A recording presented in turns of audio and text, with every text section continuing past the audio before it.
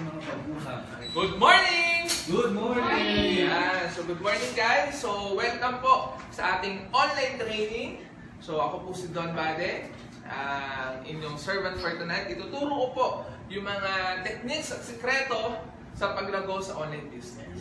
Okay? So sabihin ko, malamang yung iba sa inyo, kakilala na ako. Marami na nakakaalam sa background ko. So, hindi ko na po i-elaborate pa. Pero ipapashorting ko na lang po. At least para may idea po kayo kung paano po ako na-involve sa online marketing business. Nag-start po ako sa eGlobal at the age of 20 years old. Yan, anak po ako ng dating OFW. Then, college undergrad. Nag-business din kami ng lugawan. High school pa lang ako, tumutulong na ako sa tatay ko magtinda ng lugaw. Hindi na lang po talaga halata ngayon kasi putis mayaman na. Yes! So, nag-start po ako sa eGlobal, 20 years old ako. Then, first time ko po mag-network, I'm a new blood. So, never pa po ako nagkaroon ng experience sa network marketing business. Ginawa ko po yung business, wala pang Facebook. So, that time, medyo mahirap pa. Kasi, alam mo yun, sa pagdating sa communication, kailangan talagang mano-mano. So, wala pang Facebook that time. Inaral ko yung business dahil sa tulong ng mga training din sa eGlobal, nagawa ko po 1 year and a half to, naging millionaires lang po ako na eGlobal. Then, after 3 years po, naging global ambassador ako. Yes! Then, ginawa ko po yung negosyo, inato ko po. Pero sabi ko, nakita ko kasi yung ibang mga kasabayan ko, may ginagawa silang kakaiba. Hindi sila lumalabas ng bahay nila, pero nagugulat ako, may pumupunta sila ng office. Nakikita ko, bulto-bulto po yung mga package na binibili nila. And that's the time, yun po yung grupo ng Alliance Unicorn. So, doon po ako na-curious talaga, which is kay Apne Tomada, nagtanong ako, ano yung ginagawa nila? Sinare niya sa akin yung ilang mga basic na online marketing skills, inaral ko po yung business. And then that's the time na, actually po ako, hindi po talaga onliner. Ang onliner po talaga is yung ex-girlfriend ko, na ngayon ay sawa ko na. So, hindi po ako online, siya talaga yung nag-online. Kasi hindi po ako matyaga mag-online. Ang sanay ko po, mas gusto ko po, mas feel ko po yung kumakausap ng tao, mas feel ko yung lumalabas, mas na-develop yung skills ko. So, yun po talaga yung gusto ko. Kaya lang nakita ko yung mga kasabayan ko, talagang umarangkada po yung network nila. Kaya lang sa time, inaral ko talaga yung business. Ang dami ko pong discover ng mga iba't ibang strategy na mga onliner. So, to cut the long story short, pagbating po ng February 2014, nag-start na po ako nag-online. Then, officially, naging onliner po ako ng March. March na po ngayon. So, halos talagang second year. Second year anniversary ko na po sa online. Yan. So, sign up po tayo sa online training natin. So, Facebook marketing, brought to you by Jelly Project 2015. So, okay. So, next. So, once na nag-online ka, ano ba yung mga requirements natin sa online marketing? Number 1 na requirements natin, kailangan po natin ng gadgets. So, basic po yan, kailangan ng gadget. Laptops, cellphone, tablet, depende sa yan, depende yan sa budget mo. Pero kung meron kang budget, mas maganda, lahat yan meron ka. May laptop ka, may cellphone ka, may tablet ka. Ako po, nag-start ako sa pipitsuging laptop lang na napakabagal. At yung cellphone ko that time is BlackBerry na mabagal. Pero pinantsagaan ko po yun na sabi ko dahil to sa cellphone na to at sa laptop na mabagal na to, dito ako mayayaman. And truly enough, lahat po yan ang bunga. Pero ngayon po, kung may maganda kang gadget, advantage mo na po yan. So next, kailangan may wifi ka. Sa wifi po, mas maganda, meron kang wifi sa bahay. Mahirap kasi kung mag-wifi ka at magnanakaw ka lang ng wifi sa kapitbahay mo. Maganda, meron ka talaga. Then, kung madalas ka naman nasa labas, mas maganda, meron ka, pwede ka naman mag-load sa Globe, or kung nasa ibang bansa ka naman, may data ka. Importante may wifi ka. Sa onliner po, mortal sin ang walang wifi. Okay? So, next is backup accounts. Okay, so pwede kang gumamit ng mga backup accounts. Mas maganda, pangalan mo. Okay, kunyari ang pangalan, ako po, meron ako Don Bade. I am Don Bade at meron pa akong Don Bade. Ang account ko po is nasa 5. Okay, lahat po yung pangalan ko. Para sa naman po yan? Kasi ang maximum lang po na pwedeng gamitin ng isang Facebook account ay maximum lang na pwede maging friends ay 5,000. So dahil masipag ka ng prospect, kailangan mo mag-direct, kailangan marami ka pang Facebook account. So okay? Then script, kailangan mo rin po ng script. Sa script po, nandyan yung presentation script, paano ka mag-invite sa script. So yung mga script na yan, ipoprovide po yan ng upline mo, ng iyong coordinator, o pwede ka rin gumawa ng sarili mo script. Okay? So next. Kita ba tayo? Yan. So upline, pabukasan. Ay, hindi na. Online marketing advantages. Yan. Kita Yan, pa kita rin. Yan, nakita pa rin. Yan na. Mas maganda. So yan, online marketing advantages. Yan. So, ano yung advantage pag nag-online marketing ka? So, simple lang. Number 1, global market.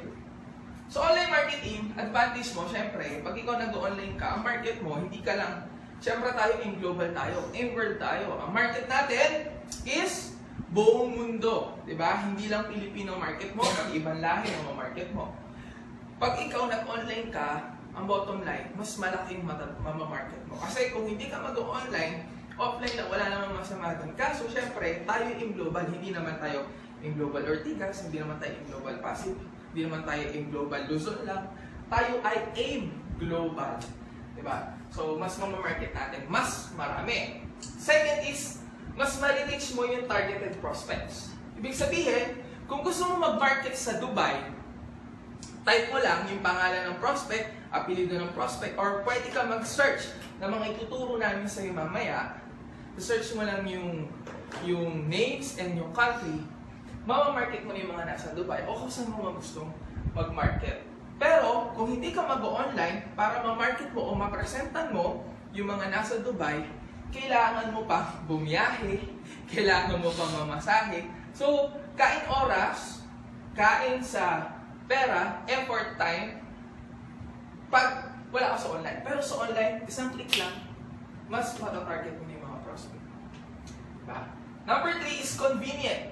Sa online marketing, mas convenient siya. Bakit ko po ginusto mag-online marketing? For example, nagbabakasyon ka. For example, ako po kakagaling ko lang sa bakasyon recently.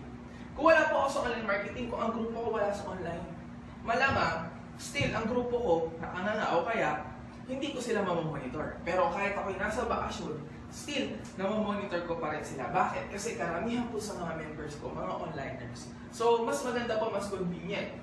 Kahit saan mo siya gawin, mas maganda. Kahit nasa ka, magagawa mo siya. Tama po?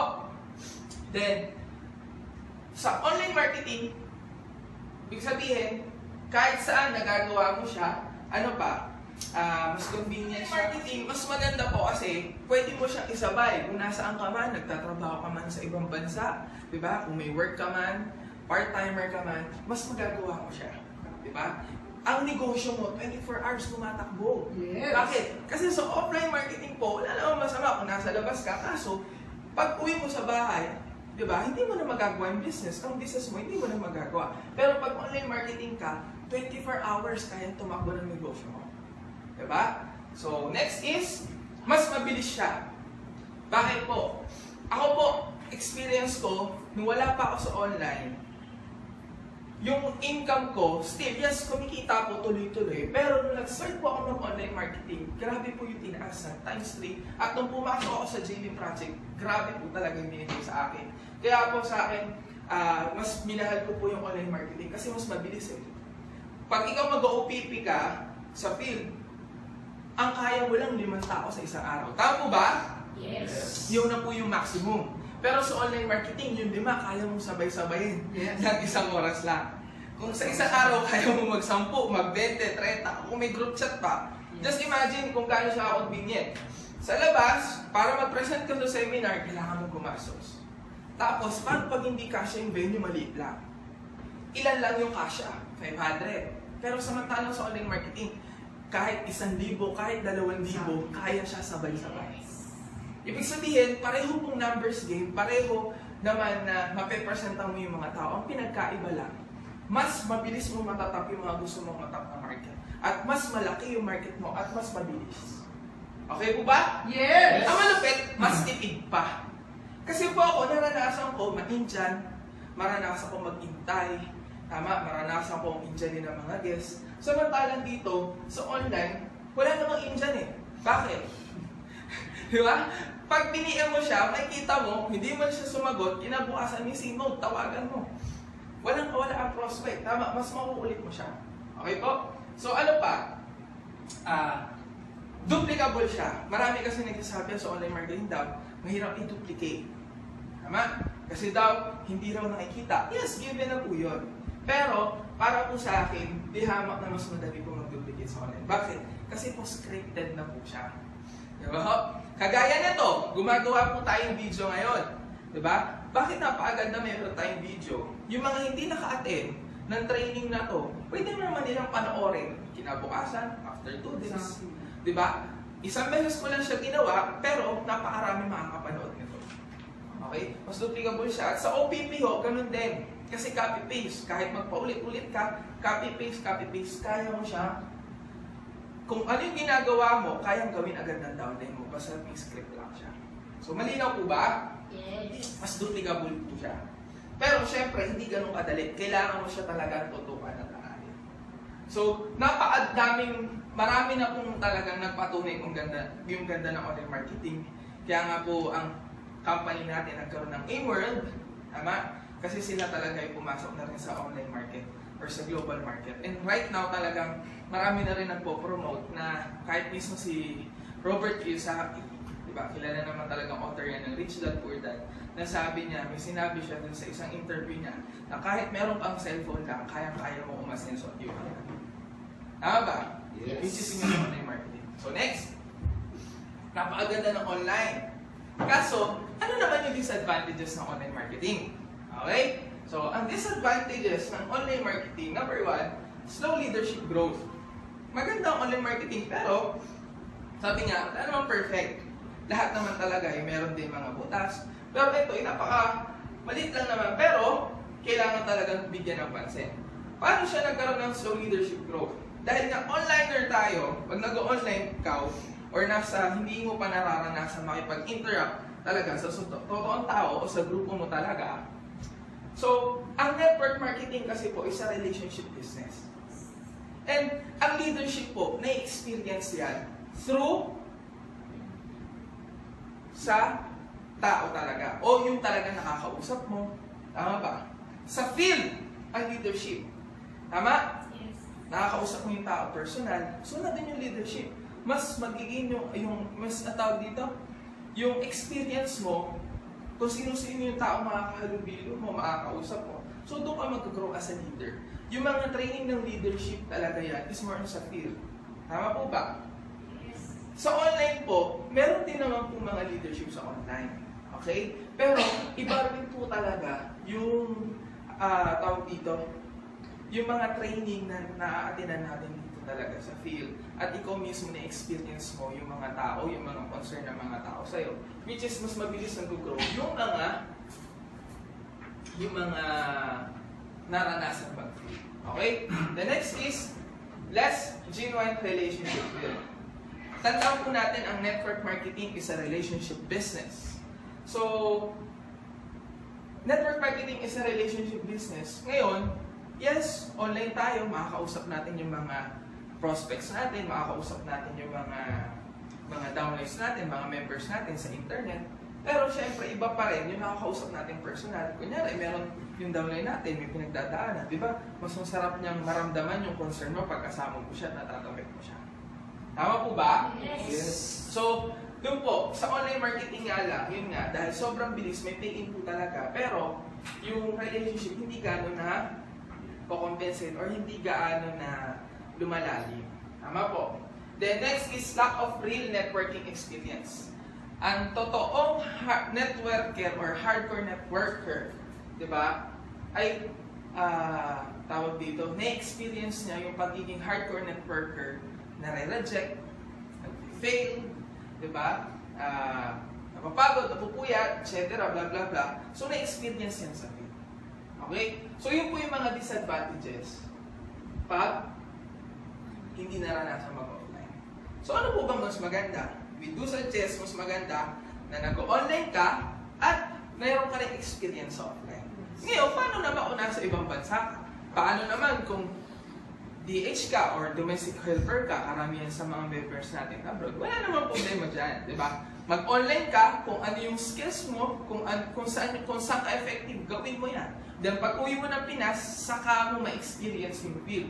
Dito ka lalo mas mag-grow. Kung nasa ibang bansa ka, kumikita ka ng malaki, kung nasa ibang bansa ka, na hindi mo nararanasan yung field, pero lumaki yung grupo mo, how much more pag uwi mo rito, pag for good ka na, naranasan mo mag-field, mas grabe po yung magiging resulta mo. Yan. Ano ba yung laman ng Facebook? So, number 1 is newsfeed. Yan. So, ang newsfeed po, maraming namang, lahat po tayo may newsfeed. Okay? Ano bang newsfeed? Yung newsfeed, dito po nagpo-post. Ikaw, pag nag-post ka, dito makikita yan ng mga prospect mo. Yung mga prospect mo o yung mga friends mo, pag nag-post sila, dito nila makikita. Actually, dito po lahat tayo nagkakaroon ng connections. Okay? So, anong maganda sa newsfeed? Simple lang, lahat ng post nandyan. Ang makikita mo sa newsfeed mo, yung mga prospect mo o yung mga friends mo na nalalike mo, nagko-comment ka sa post nila, nakakausap mo, ibig sabihin, meron kayong connections. Every time na magtitingin ka sa newsfeed mo, yun yung makikita mo. Pero yung mga friends mo na wala kayong ganong connections, hindi mo sila ganong makikita sa newsfeed mo. So, anong maganda sa newsfeed na to? Kasi every time tayo nagpo-post, para tayo nagpo-flyers. Sa makalumang network marketing, once na ikaw nagpo-flyers ka, diba? Nagpo-flyers ka, gumagastos ka, may effort ka, oras ang inaano mo, nag-stay ka sa isang lugar, namimigay na ka ng flyers. So, sa online marketing, once na nagpo-post ka, para ka na rin nagpo-flyers. At lahat ng post mo, yung mga post mo, yung mga prospect mo, nakikita nila yung post mo dito sa newsfeed mo. Okay? So, mamaya may tuturo po kami sa inyo para every time na nagpo-post ka, maganda lang yung post mo. Then every time magpo-post ka, makikita talaga ng mga prospect mo yung mga post mo. So, next. Yan. So, next is timeline. Ang timeline po natin, ito yung parang biography natin. Kung ano yung laman ng timeline natin, every time na nagpo-post tayo, kung ano yung laman ng timeline natin, yun yung nagre-reflect sa atin. Okay? So, pakita natin yung timeline ko, idol. Yan. Ngayon po, kasalukuyan po kasama ko ngayon ang aking mga kapatid na coordinators. Marami sila. Ayoko na lang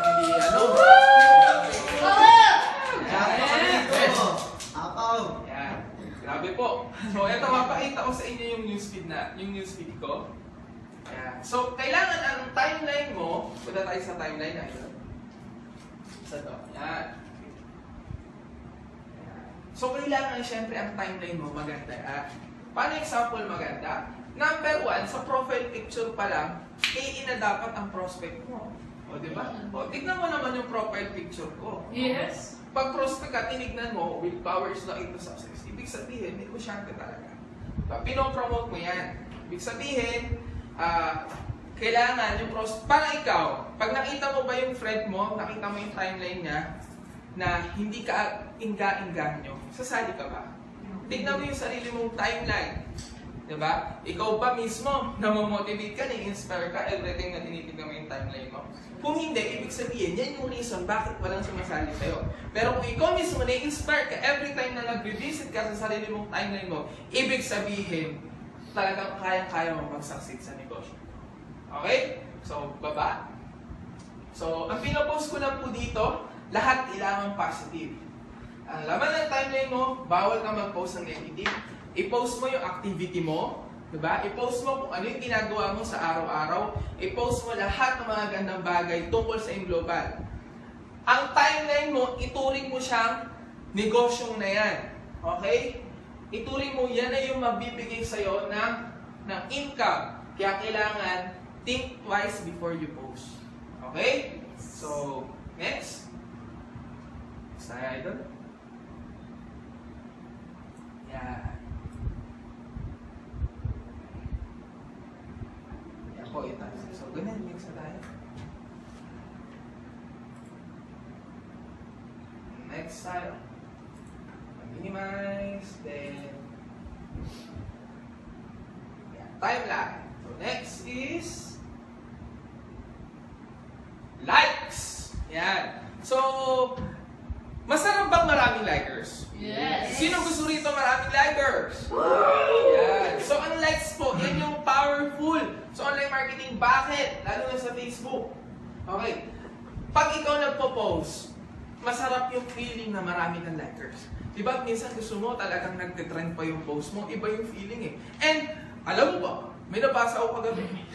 May nabasa po ako kagabi na isang post, sabi doon sa nabasa ko, na every time daw na nagpo-post ka about sa sarili mo sa social media, at maganda yung pinopost mo sa sarili mo. Tapos, pag nagpost ka sa social media, and then marami kang likers, kahit wala kang likers, basta pinost mo maganda, mahilig ka mag-post sa maganda tungkol sa sarili mo, nagre-release ka daw ng tawag dito, ng hormone na positive.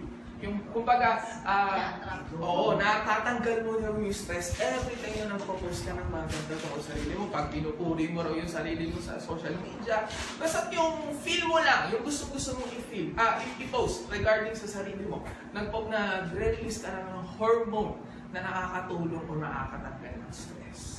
Yes. Diba? Kaya kung mahilig ka mag-post, diba? Mag-selfish, diba? Mag-post sa negosyo, ng etc., ng lifestyle, congratulations. Diba? So, likes. Yan. So, next is comments. So, sa comment po, yan, ito naman, alam nyo naman siguro yung comment, napaka-powerful po ng comments. Siguro, share ko na lang din po. Sa likes po, mabalik ko lang sa likes. Meron po akong ginagawa na hindi ako basta-basta nagla-like sa mga posts ng mga friends ko sa newsfeed. Ang nilalike ko lang, syempre number 1, members ko, yung mga colleagues ko, yung mga kasama ko sa Global, diba? At syempre, yung mga prospect ko. Ngayon, ang ilalike mo lang, yung mga tao gusto mo lang makita sa newsfeed mo. Yung mga tao gusto mo lang magkaroon ng connection sa'yo. Kaya magugulat ka, pag ang nakikita mo sa FB mo, puro magaganda, positive, diba? Ibig sabihin, ang mga ka-connection mo, yung mga positive na tao. Siyempre, kahit papano, may maliligaw dyan na prospect mo na parang, alam mo yun, hindi mo naman talaga kilala, nilike mo lang yung post niya kasi prospect mo siya. So, hindi mo na control yun. Pero pag ang mga newsfeed mo, ang laman lang yan, puro talaga magagandang bagay. Diba? Iilan lang yung mga naliligaw na post ng prospect na wala lang. Ibig sabihin, nasa right track ka. Pero pag ang newsfeed mo, ang laman yan, puro negative, banggaan, diba? Puro mga emosyonal na tao, nakuho, discourage ang negosyo mo sa online. Bakit? Kasi ang nilalike mo, hindi mga positibong tao. Kaya syempre, bago mo i-like din, diba? Tingnan mo kung sino yung mga taong ilalike mo. At maganda yung ilalike mo, prospect mo, at yung makasama mo rin sa Global. Kung meron ka mga negative na kamag-anak o negative na mga friends, mas maganda, unblock mo na siya kasi, or block mo na siya kasi hindi siya makakatulong sa negosyo mo. So, malinaw po ba tayo doon? Yes. Then, sa comment po, maganda ho, every time na nagko-comment ka, huwag lang mag-comment ng masabi lang. Ano yun? Kunyari, nag-post yung upline mo, nag-post ng magandang, naglabas siya ng sasakyan, nag-post siya. So, yung iba rin, nagpo-post lang na ay power, ay grabe. Okay lang naman po yun. Pero mas maganda kung magpo-post ka, maganda, inspiring message. Diba? Eh, for example, prospect mo, ako po ginagawa ko to, hanggang ngayon ginagawa ko rin siya. Yung prospect mo may pinost. May pinost siya na selfie niya. Diba? Tapos bagong gising, medyo hindi sakto lang. Bagong gising nag-post siya. Imbis na like, usually ang ginagawa ko dyan, nagla-like ako at nagko-comment ako. Ang kino-comment ko dyan, wow, ang cute naman. Wow, blooming. Kahit hindi. Bakit po? Kasi, ma-feel niya. Diba? Ma-feel good siya sa comment mo. Ngayon, may mga prospect ka kasi na kahit anong ligaw mo sa FB, kahit anong record mo sa atin niya sa FB, hindi mo siya makuha. Pero ako one time, yung mga prospect kong nire-record ko dati, hindi ko na siya nire-record. Ang ginagawa ko na lang, everything nagpo-post sila, nilalike ko yung post nila, tapos nagko-comment ako ng maganda. Alam mo, talaga po ang nangyari, kusa na silang sumali sa akin. Kasi everything nagpo-post sila na kino-compliment ko yung mga post nila. So, malinaw po ba? Yes. So, next is friend request. Yan. So sa friend request po, dito po nyo matatagpuan yung mga taong nag-friend sa'yo or gusto makipag-friend sa'yo.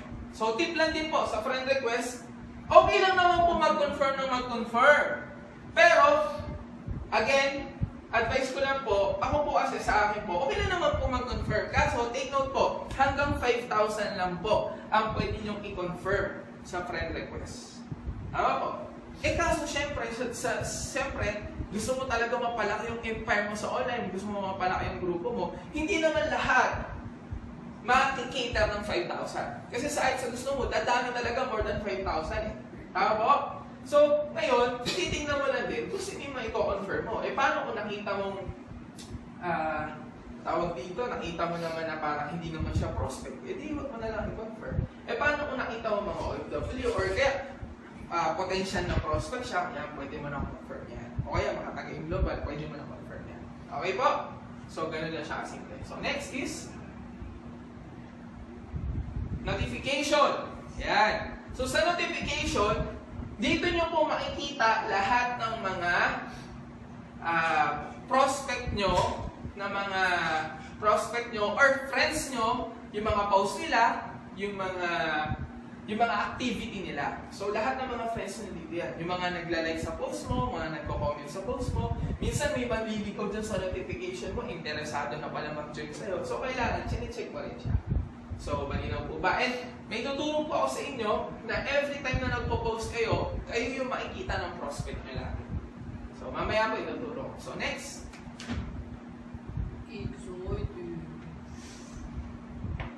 Yeah. So, groups. So, ako po, ito po yung sample ng groups ko. Ito po. So, ito po yung ginawa naming groups ng 2014. Yan. Ang pangalan po niyan, AubiFB Millionaires Project. So, nung nag-start po kami dyan, 4 lang po kami. And right now po, ito hindi na po ito updated. Almost nasa 200 na rin po ito. 200,000 na po yung laman ng groups na to. And halo-halo na po yan. May mga members and non-members. Okay, may mga prospects. So, ang groups po, dito po yung tinatawag natin yung secondary group o dito tayo mag-a-add ng mga prospect natin at members natin. Ito po yung secret group. Okay? So, next. Ayan. So, centering room. Again po yung groups po natin, kailangan po i-setting natin siya na naka-secret. Okay? Hindi po naka-open. Kasi pag naka-open po yan, at every time na may nagpo-post ka, naka-open yan, yung may mga, ibig sabihin naka-open yan, kahit sino pwedeng pumasok dyan, kahit sino pwedeng mag-comment dyan, kahit sino pwedeng kumuha ng mga prospect dyan. So, kailangan po naka-secret group yung group natin. So, centering room activities. So, number 1, activity po natin sa centering room, yung mga remittances. Okay? So, malamang ikaw dyan, nag-online marketing ka na, and malamang, kumukuha ka na rin ng remittance. O for example, hindi ka pa kumukuha ng remittance. So, pwedeng hiram ka sa upline mo. Kunyari, yung upline mo may remittance siya. So, hiramin mo, di ba? I-post mo sa group mo. Kailangan po yung centering group mo o yung group page na binanggit ko na naka-secret group, meron siyang remittance na pinopost, may shipments, okay, yung mga OFW, yung mga package nila, pag nag-ship ka o yung mga nag-ship yung upline mo, pinopost mo dyan, yung mga ATM, yung mga mind setting, yan, mamaya ipapakita ko po sa inyo lahat yan. Yung results, so, kuyog, mamaya papakita ko po yan, kuyog, which is yan yung, for example, merong prospect na interesado ng mag-join sa organization mo at nagsabi niya na, inquiries yan, yung prospect nagsabi niya na, how to join. So, ibig sabihin, may interesado na tao. Ano na yun pwede possible mag-join na yun. So, ang gagawin mo, pupuyogin mo yan. Anong puyog? Yung mga members mo, lahat ng grupo mo, pati ikaw, kakausapin nyo lahat ng prospect. Okay? So, next tayo. Pakita natin yung centering group. Ito pa pala. So, ano pa? Activities natin is policy. So, sa centering group po, meron po tayong dapat policy. Sa isang group po kasi, marami pong members yan. And, for example, ako na lang po. Sa OB po, sa grupo ko po, meron po kaming policy. Kasi, sa isang group, maraming members. Tama po. Ngayon, kung sino yung nag-add na tao dun sa secret group. For example, ako, inad ko si Miss Janice prospect ko siya. Inad ko siya dun sa secret group. Ibig sabihin, ako yung nakapag-add sa kanya. Once na sumali siya, sa akin siya mapupunta. Okay? Kasi sa dami ng members na nandyan sa group na yan, pwedeng mag-agawan yan sa prospect. Para po maiwasan yung agawan sa prospect, kung sino yung nag-add dun sa prospect, sa kanya mapupunta. Okay? So, paano yan? Mamaya po, ituturo ko sa inyo lahat yan. Delete nega post. Every time po na meron nagpo-post ng negative sa value 1 room o centering room natin, kailangan i-delete nyo po agad yan. Okay, di-delete nyo agad. Album, marketing plan. Kailangan yung marketing plan natin, yung OPP natin, naka-album na rin siya. Album, product demo. Yung product demo po natin, kailangan po naka-album na rin siya, nandun siya sa centering room. Success stories, nandun na rin. Backup accounts, yung mga accounts mo, diba, na pwedeng katulong mo sa pag-network sa online and commercial. So, punta tayo sa centering room para mapakita ko tulo lahat ng sinasabi. So, are you learning? Yes! I-edit ko na lang.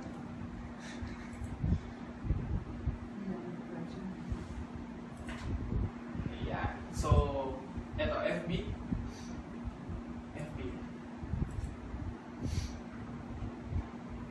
So, eto.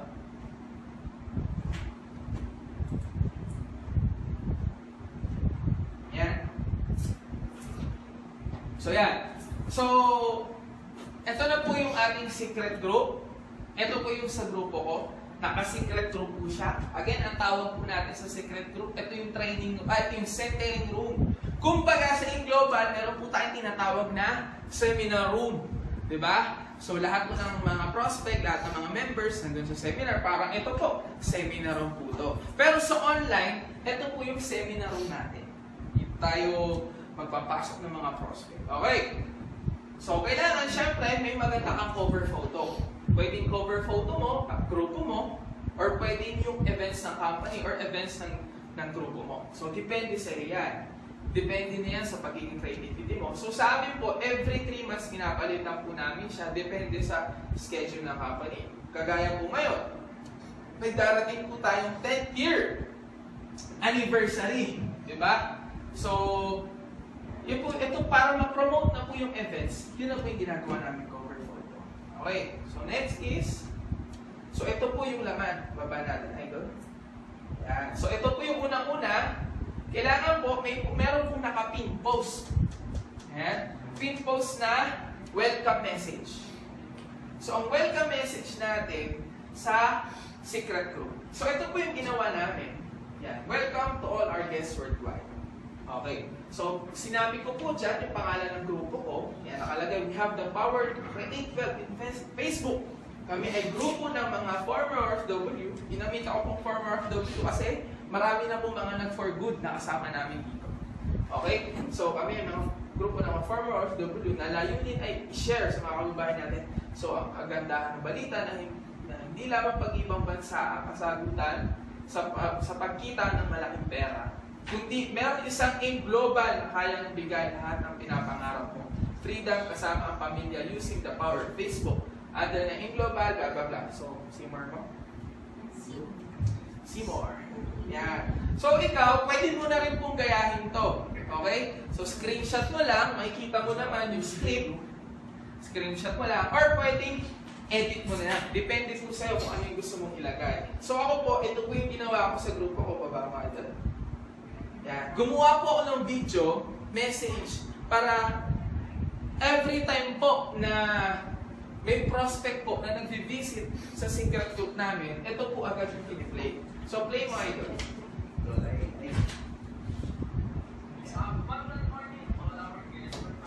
Yan. Ginaya ko po si Dr. Ed Cabanto. Yan. So, meron po ako ng message. So, sinasabi ko po dyan, yung layunin ng grupo namin, ano ba yung pwedeng mangyari sa kanila pag sumali sila. Yan.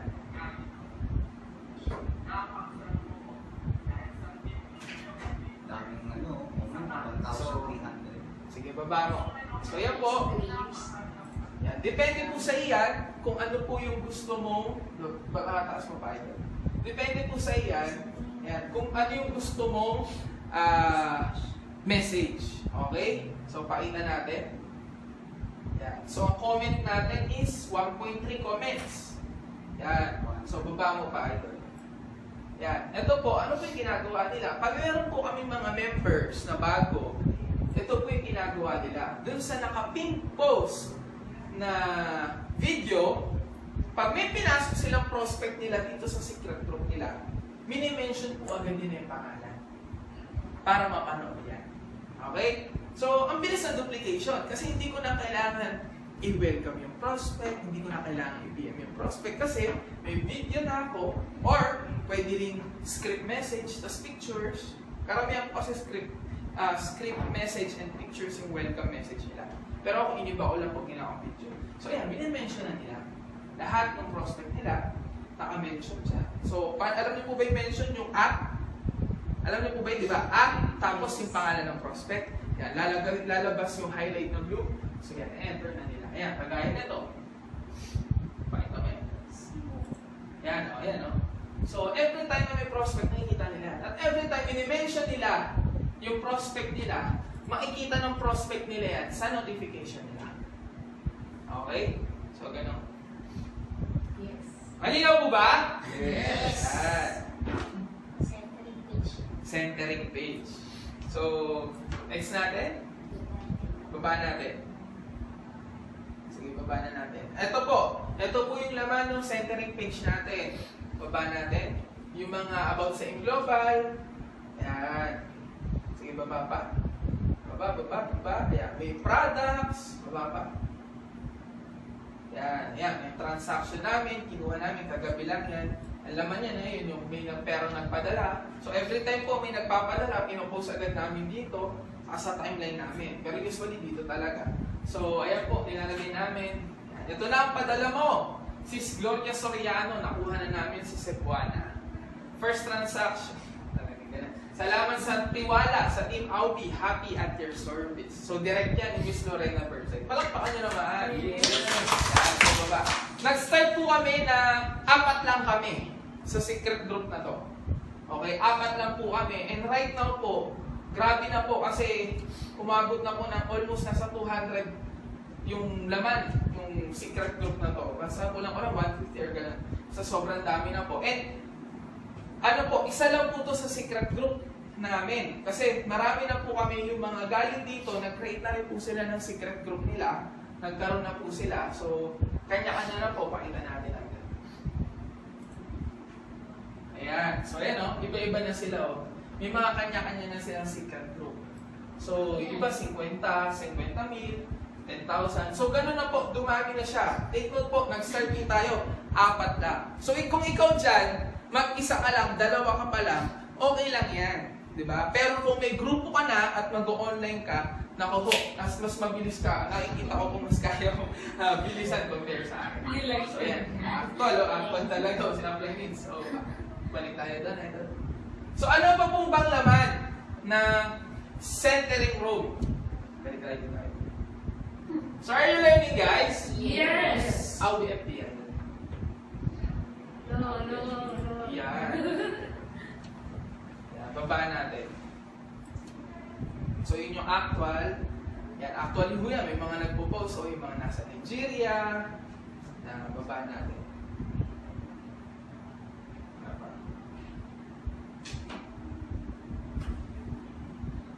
Baba natin. Sige lang. Yan. Meron din po kami. Pag nag-post kami, nag-video na rin. Diba? Hindi na po kami basta pictures. Mas maganda, video na rin. So, next. Yeah. Tapos yung mga DTC, pinopost na rin namin dyan. So, ganun po kasimple lang. So, balik tayo dun sa topic natin. Kanina.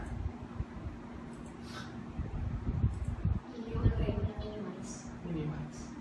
Great. Yo.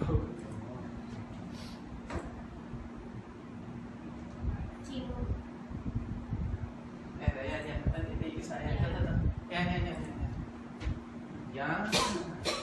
So, saan na po tayo? Ito po yung activities. Pinakita ko na po, remittance, shipping, mind setting. For example po, may mga result. Upline mo, result na upline mo. O kaya, result ng crossline mo. Maganda po, i-post mo po doon. Okay? So, next is, balik tayo doon, idol. Delete mega post. Ano pa? Yan. Then, doon sa FB mismo. Every time po, pag mayroong nagpo-post ng negative, kailangan po naka-check ka lagi dyan. Kasi sa secret group po, minsan, hindi po natin maiwasan na mayroon talagang mga, alam mo yung mga nagkiklik ng viral na scandal. So pag nag-click po yung mga yun, pati yung secret group mo po, madadamay. May mga prospect po na gano'n. So kailangan po, naka-ready ka agad para i-delete yan. So balik tayo dito sa audio. Si Nico rin. Ito. Yan.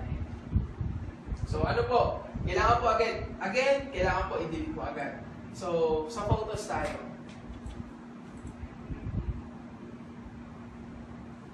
Yan. So baba. Albums. Yan. Albums natin. So papakita ko po sa inyo yung laman ng ano yung dapat laman ng album ng centering mo. Yan. So sa amin po ito, yung laman, kunyari, yan, import delivery price, nandiyan na po. Yung events ng grupo mo, nandiyan na rin. Brunei, global packages, yung mga packages sa iba't ibang bansa, Arabic translation, English presentation, kailangan meron na rin dyan. Baba mo pa ito. Ayan, yung mga events ng company. So next, baba mo pa. Yan, tie-up school. Nandiyan na rin po. Yung awards, legalities, kailangan naka-album po yan. Yan. So ano pa? Yung global package, nandiyan na rin yan. Events ng company, taas mo pa. Next pa tayo sa album. Ayan, sige baba mo pa. Yung presentation ng 7 heads, huwag namin kalimutan, kailangan nandiyan, baba mo pa. Products, at syempre yung presentation, yung OPP. Diba? Kailangan po nandyan yung OPP kung pakita natin to. Yung marketing plan. Kung gusto mo lahat yung buong marketing plan, ilagay mo dyan. Lagay mo dyan. Or kung gusto mo yung short na marketing plan, i-album mo rin. Bakit po? Kasi meron tayong mga members na hindi pa marunong mag-present. Paano kung offline ka? Tama? So at least, kung meron na naka-album, at least yung member mo, i-mention niya lang yung prospect. So mababasa na ng prospect. So malinaw po ba? Yes. Are you learning? Yes! Yan. So next tayo, idol. Yung mga scholarship, kailangan nandun din po yan. So balik tayo dun sa presentation kanina.